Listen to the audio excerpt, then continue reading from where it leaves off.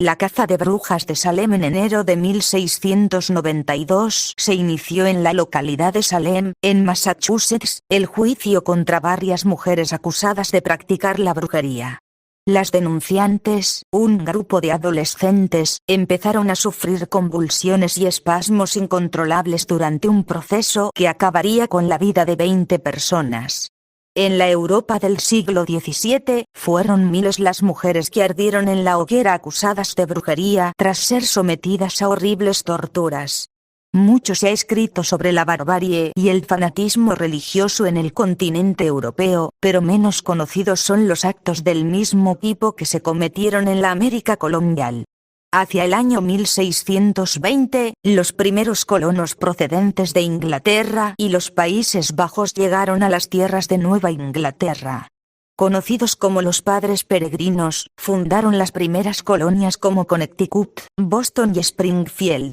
En aquellas tierras, donde vivían los indios mohicanos, Pocumtuco, Massachusetts, se produjeron cerca de una veintena de casos de brujería, aunque el más recordado, cruento e impactante fue el que tuvo lugar en el poblado de Salem, en la colonia inglesa de Massachusetts. Brujería y puritanismo. El reverendo Samuel Parris se había trasladado de Boston a Salem con sus hijos, Thomas, Elizabeth y Susanna, además de su sobrina Abigail Williams, la cual había perdido a sus padres, asesinados por los indios.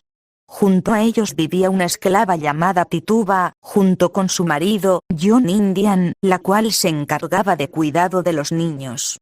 El reverendo Parris vivía obsesionado por ganarse el amor de Dios y el respeto de los habitantes de Salem.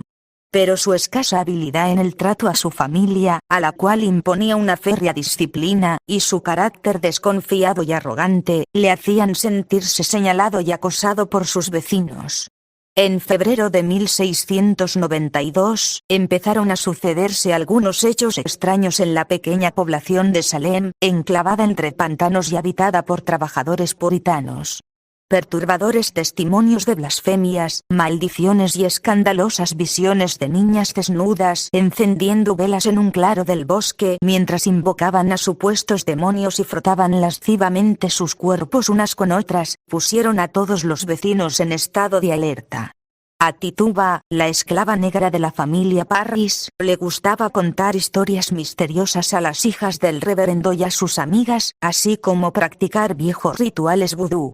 A menudo, estas historias y rituales ancestrales chocaban con la moral puritana de aquellos niños y empezaron a encender la imaginación de las adolescentes Betty Parris y Abigail Williams.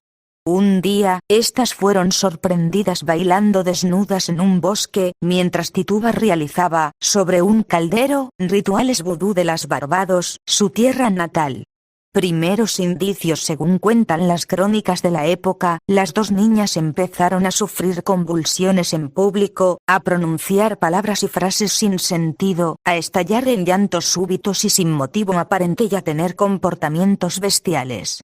En realidad, es muy posible que las dos niñas intentaran ocultar sus juegos sexuales, a los que muy pronto se unió Ann Putnam, una niña de 12 años, hija de una de las familias más ricas de la población.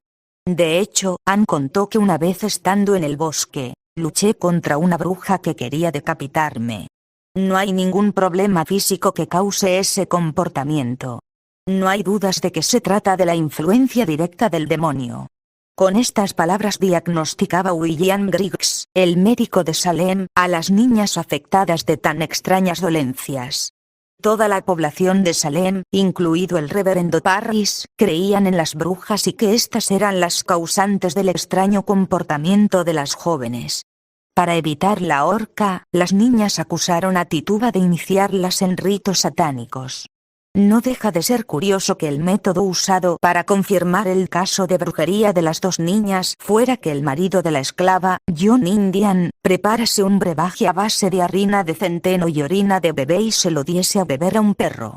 Si el pobre animal desarrollaba los mismos síntomas que las presuntas embrujadas, el diagnóstico quedaría confirmado. Declaraciones y acusaciones. En febrero de 1692, se inició el juicio a cargo de los magistrados Jonathan Corwin y John Atorne, quienes debían dictaminar el origen de las posesiones diabólicas. Con la sala llena de público, se inició la sesión en la que los dos magistrados presionaron a la hija de Parris y a su sobrina para que señalaran a los culpables. Aquella situación dio lugar a una serie de acusaciones infundadas en las que cada uno acusaba al más indefenso o a quien tenía más antipatía. La primera acusada fue Tituba que, para salvarse de las crueles torturas a las que iba a ser sometida, confesó públicamente: «He visto al diablo en el bosque». A veces toma la forma de un hombre muy alto de pelo negro, o de perro negro, o de cerdo, y he visto a un pájaro amarillo besar el dedo de otra bruja, y Betty, Abigail, Ann Putnam, Sarah Osborne, Sarah God están al servicio de Satanás. Y he visto el nombre de otros vecinos en el libro del mal. Según aclaró la misma esclava, el libro al cual aludía, y en el que figuraban todos los nombres de las brujas que había en Salem, se lo había entregado un hombre misterioso. Tras declararse culpable, Tituba fue condenada a prisión y estuvo 1 año recluida. Por su parte Sarah Osborne, una anciana, y Sarah God, una indigente, que también habían sido acusadas, fueron ahorcadas al no confesar su culpabilidad. Posteriormente, otra mujer, Martha Corey, siguió la misma suerte y fue acusada sin fundamento, tal vez a causa de envidias o algunas rencillas entre los aldeanos, y su esposo, Giles Corey, murió en prisión mientras era torturado. El reverendo George Burroughs fue acusado asimismo por la familia Putnam porque, según relató Ann Putnam, su espíritu aparece en mis sueños y me dice que es el líder de los adoradores de Satanás, que mató a sus 2 primeras esposas y que embrujó a los soldados que combatían a los indios en las fronteras de Maine. Otra aldeana, Susana Martín, fue acusada por un vecino porque creía que había embrujado a sus bueyes, y John Alden, otro de los habitantes de Salem, fue acusado de ser el hombre que supuestamente había entregado el libro con los nombres de las brujas a Tituba. El 2 de junio de 1692, el juez William Stoughton envió a la horca a Bridget Bishop, una mujer que 12 años antes había sido declarada inocente del cargo de brujería y cuyo único pecado había sido tener un carácter extrovertido y haberse casado 3 veces. Otra mujer, Rebecca Nurse, fue también acusada.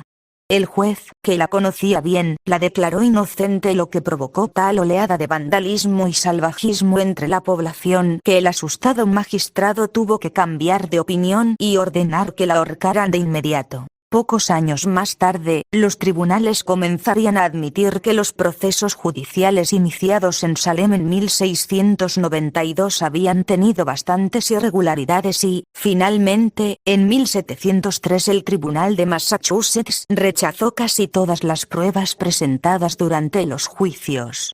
3 años más tarde, Ann Putnam, una de las niñas supuestamente embrujadas, pidió perdón a su iglesia y a las familias de los ajusticiados en la horca. Lo hice engañada por Satanás. Por su parte, Betty Parris se fue de Salem con su padre, y el rastro de Abigail Williams se pierde a mediados de 1692. Son numerosas las conjeturas sobre las circunstancias que pudieron desencadenar los terribles acontecimientos de Salem. Algunos autores han citado a la epilepsia como la causa de los ataques y las convulsiones de las niñas, y otros han encontrado un origen tóxico en estas manifestaciones colectivas. Para algunos historiadores, la fuente de todos estos síntomas estaría en una intoxicación por cornezuelo del centeno, una enfermedad conocida como ergotismo o fuego de San Antonio, cereal con el que se elaboraba el pan y que posee una toxina, la ergotamina, de la que deriva el LSD o ácido lisérgico. No obstante, para la mayoría de los estudiosos, la causa más probable de tan terribles acontecimientos es la histeria colectiva como resultado del asfixiante clima de puritanismo y de la educación represiva que imperaban en aquellos tiempos. La histeria había sido definida pocos años antes de los sucesos de Salem como la gran simuladora por el médico inglés Thomas Sydenham, por ser un mal capaz de simular un gran número de enfermedades orgánicas.